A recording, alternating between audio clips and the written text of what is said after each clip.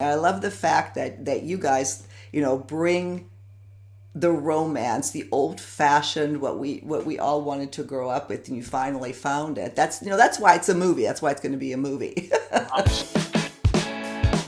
Did you push record?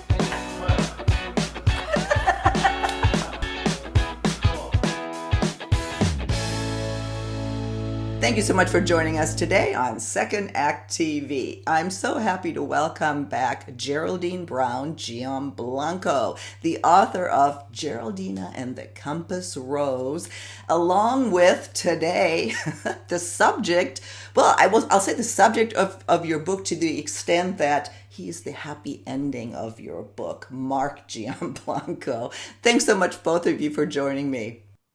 Thank you for having us, Silka. I like coming back here. Your show is wonderful. You two, well, you really encapsulate what so many of our viewers, are going through, what they're looking for, and the happy ending that they would love to have to their story of finding love again after 50. What I'd like to do for our audience, though, and Mark, you impress me in that I don't know that I know many men like you. How do you get to the point? You were married 25 years. You're retired. You're successful, obviously. I'll use the V word, vulnerable, that a lot of men have struggle with. As a 50-year-old man who finds himself single again, all your friends are telling you, date younger women, all that type of thing. And it's all about the ego. And I just felt I didn't have time to waste. And I was really excited to meet someone my age that had the same interests as me, so that I could move forward. And it wasn't about the show and all the game playing. It just wasn't interested in that. But again, being married for 25 years and being with someone for 30 years, when you go through that loss, and it's a loss, you have to learn to walk again without a leg, because you have this interdependency that you're not aware of. So I had to spend time alone, but I knew that I wanted the rest of my life to be special. I wanted it to be great. The first half was great. I wanted the next part of my life to be great.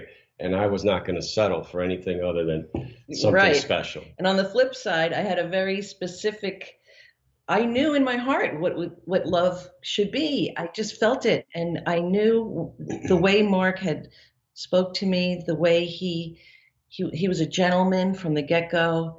We laughed naturally. I didn't even think. We were so present, I think, in that moment and paying attention to the beautiful person that was in front of us. You have a fairy tale story. It's beautiful. And I think I said before, but memoirs aren't fairy tales. This happens. And it happened because you guys did the work, you prepared yourself, and you received love. What can our viewers extrapolate? What can they learn from your story? No, go ahead. This is going to get edited right here. We'll see.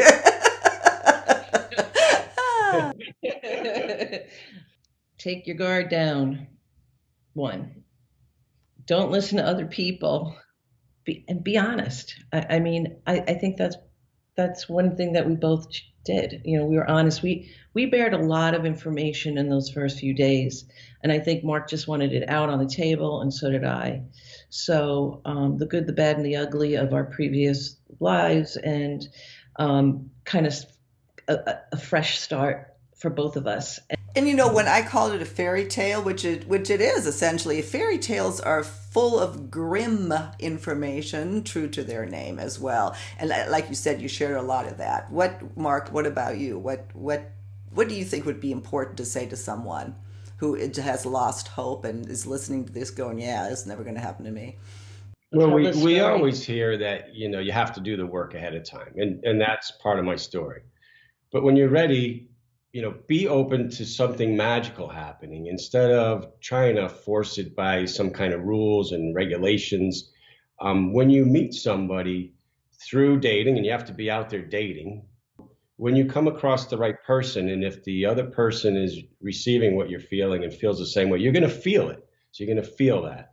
there's a lot of people out there that feel like they've lost hope and it's not going to happen for them. And with that story about my grandmother and the ring and our marriage and all of that, people get chills, they cry, they're so excited. And then they say the powerful thing, so there's hope for me. Right. And we get goosebumps saying, yes, yes, yes, because that's really why we're going to this extent to share the story, because a great example is a friend of ours that we met. And many of our friends are female, they're professionals, they have their own homes, their own careers, and they're happy with their lives. They're happy, but they want someone to share their life with. And they're not very successful at finding the right person. So we kind of bring this message of hope along, that if it can happen to us, it can happen to you. And we just had a friend of ours who just 9 weeks ago She lost a husband. So, yeah. And so she was down and out, and she's 68 years old. And she's, you can really see it in their face that they are losing hope. They're not believing that this is real. Yeah.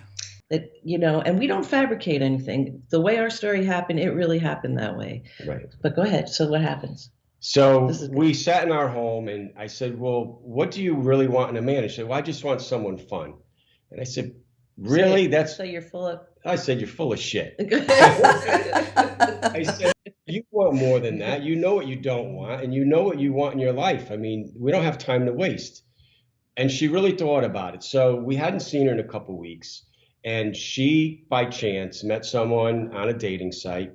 And they've been inseparable for 9 weeks. He's 70 years old. He fell in love with her right away. And she has since sold her place. They're buying another home together. And he had told her the way we feel. He said, tell them the punchline. They're getting married. Yeah, I don't have time to waste, he said. He said, so let's just go for this. And they both were in the same place at the same time and ready. And that's kind of how it happens. You have to be out there, be vulnerable, and be willing to meet people and take chances. Well, with all the ugliness out there and all the the frustration with dating, I mean, the fact is people are frustrated. A lot of people are hopeless, and sometimes we just need to hear a happy ending, like what I said on our video, our first video. It's just nice to hear that, and to have. I think the biggest message is to remain open. I know I have a little sign that hangs in my office that says, always expect something wonderful is about to happen. It's great. Sometimes I believe it, sometimes I don't. But it's always that reminder. And that's why I really wanted to have both of you on. And, there might be a spark there where somebody else says, yeah, this is what I want. I want this to happen for me. We share our story and we meet so many people. And there are so many women and men, particularly women at 50 plus. Some of these women have, got divorced 15, 20 years ago, and they have given everything to their children and kind of put dating aside. And now they're just going into dating again because they feel their children are ready to move on without them. People that have lost a husband to death, horrible divorces.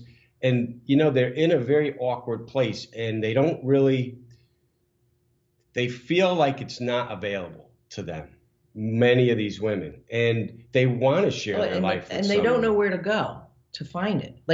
And that was just it. It wasn't about searching for it. It just showed up because I think inside of us, we were content in a sense of knowing that we were kind of secure with our own being. Like we knew, well, I'm not going to deal with a phony. I'm sorry, baloney. Silk. I was insecure. I hadn't been intimate with someone for 30 years. That's good. So, how was I going to feel about that? I was dating again, and I thought I have many female friends that have been through many relationships. And I'm thinking, right out of the gate, am I going to get an STD if I, right? I mean, you're thinking all these things because it's real. Or they, I'm older. I have gray hair. My hair's thinned. So I was insecure too. But I didn't want to use those insecurities to then put a 30-year-old hottie on my shoulder. I just wasn't into that, right? And I think between us, I think a lot of men choose that because they are insecure and they want to look good and fill this void of that they've aged, right? There's so much to be said for being with someone who is your age. We listen to all different music genres. We have so many interests that are because of our childhood experiences being similar in a way. And there's a comfort level. That was immediate. That was immediate. But oh my God, we have so many friends, like I said, and they're like 2 miles from where we live in Connecticut. And they're really pushing hard to find the right guy. And some of them are in relationships. A friend of ours just broke it off with a fella. She's 60 years old. She has everything you could ever imagine. She loves to travel. She has her own finances. She's adventurous. She likes different foods. And she's beautiful. She's beautiful. And this fella, 70 years old, just couldn't commit to her after 4 years. And she finally, seeing us, said to herself, I don't want to settle. So she just recently broke it off with him, and she'd rather just go out there and date a bunch of people first and see if she can make a connection. Oh yeah, we've got a lot of people have reached out and said, you gave me hope. Thank you so much. And I feel better about myself, being single because of it too. So I think that's another takeaway that we didn't really get There's to. nothing wrong with being single. I mean, if you're happy with your life, but I think everyone wants to be happy and then share their life with someone because it's that much more enjoyable. Right, right. Well, I agree. I totally agree. I'm one of those people that I don't want to get married again because I'm a two-time loser. To me it brings something to the relationship that is unnecessary. Right. And that doesn't mean that I'm anti-marriage. Believe me, I love your story. I cried reading the book. It's beautiful. It's beautiful. I don't know. It depends on. I'm going to be doing more videos on that, on how people view marriage and what does the institution of marriage. What does that mean to you, and how does that really affect you? I think that's frankly fascinating. And I love the story. That Geraldine, of course, you didn't, and I admire that you bypassed obvious mistakes because you spoke to or you listened to your intuition. Where, as I said on the video that we'll link to, I didn't. I've got married or said yes and right away knew it was wrong, but went through with it. So what's wrong? Right? That's why these conversations are just really, really, to me, are fascinating and hopefully helpful to others. Even listening to you talk about, the two marriages and so on. The beauty about being our age is you learn so much about yourself. Mm-hmm. So you kind of know where your future wants to go because you know it doesn't work because you've tried it already. Right. So it's exciting, right? But we can't lose like the child in us, the younger person, where there's this excitement, right? There's this mystery, there's this possibility. When you get so dry in your life, if you get older and you start inhibiting yourself from feeling that, you're really setting yourself that's really good. Not finding happiness. You really have to be, young I'm in spirit. silly all the time, like all the time. And then, Yeah, you said something interesting when, like the marriage, like I'm in a long-term relationship, almost 10 years with Paul now, and it's a great relationship, and I agree. I need to have somebody in my life, but it was that marriage thing that all of a sudden gets me too serious. Maybe I was raised German. There were expectations to take care of your husband, all these things that I had to get out of my head, that by not having that, we can be childlike. We have so much fun.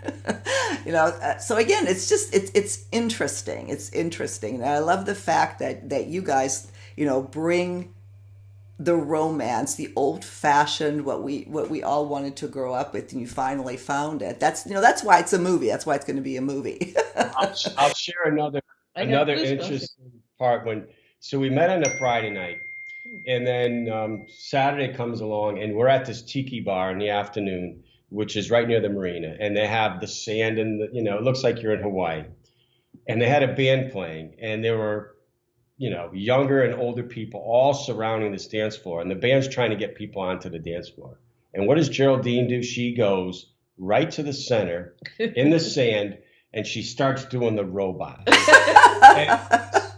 I got to tell you, And all my friends, when they start watching, I mean, if they heard that, they would be cracking up because they know that. But what I loved about that was that she wasn't afraid to just be herself and maybe look stupid. I mean, really, she wasn't afraid to just, and when she did that, what I said to myself was, I want to be with this person. I want to take chances. I want to be able to go out in public and not worry about what other people think about me. And it really made me feel stronger about her. So just these little things about when you get older, everyone's so protective, right?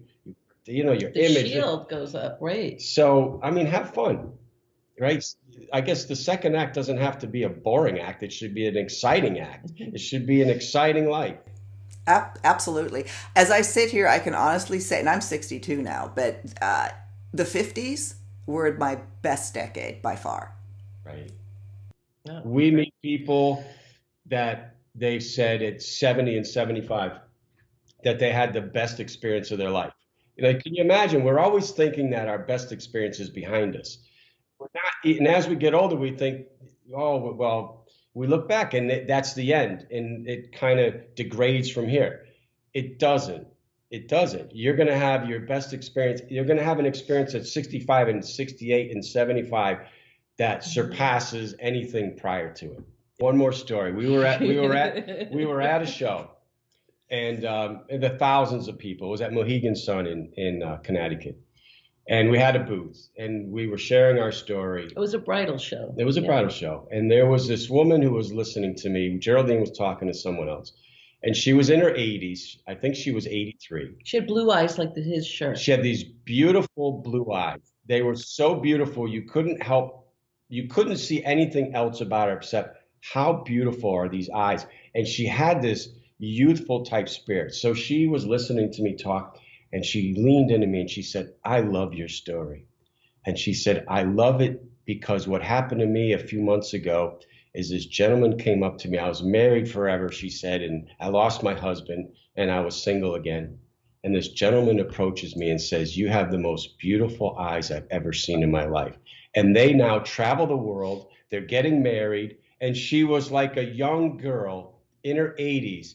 She looked 80. She was an 80-year-old woman, but her spirit, her life was positive. And you couldn't help but love her when she walked away. You just wanted to give her a hug. She was really beautiful. And I think that's a great point, too, that it doesn't matter what the age is. There is no barrier. Can you imagine 83 years old, this gentleman says, you have the most beautiful eyes I've ever seen. At 83, I mean, oh, I love that stuff. I do too.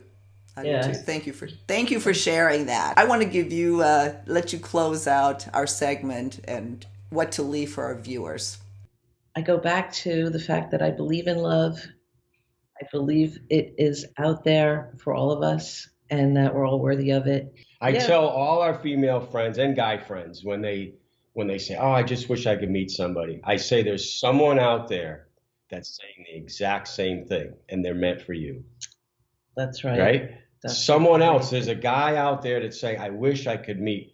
And there's a woman out there thinking that about a guy. And so it's out there. It's just right. You have to, it will come together. The book is Geraldina and the Compass Rose.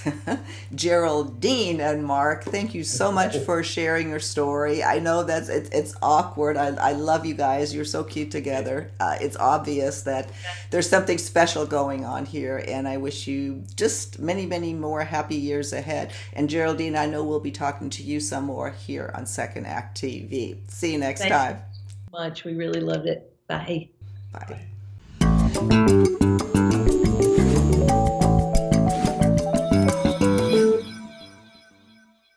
Please be sure to subscribe to our channel. The button is right here. And if there's a topic that you'd like to have us cover, please visit our website, secondact.tv. There's a little red suggestion box in the upper right-hand corner of our site. Just click on that, send us an email. We'd love to hear from you. See you next time.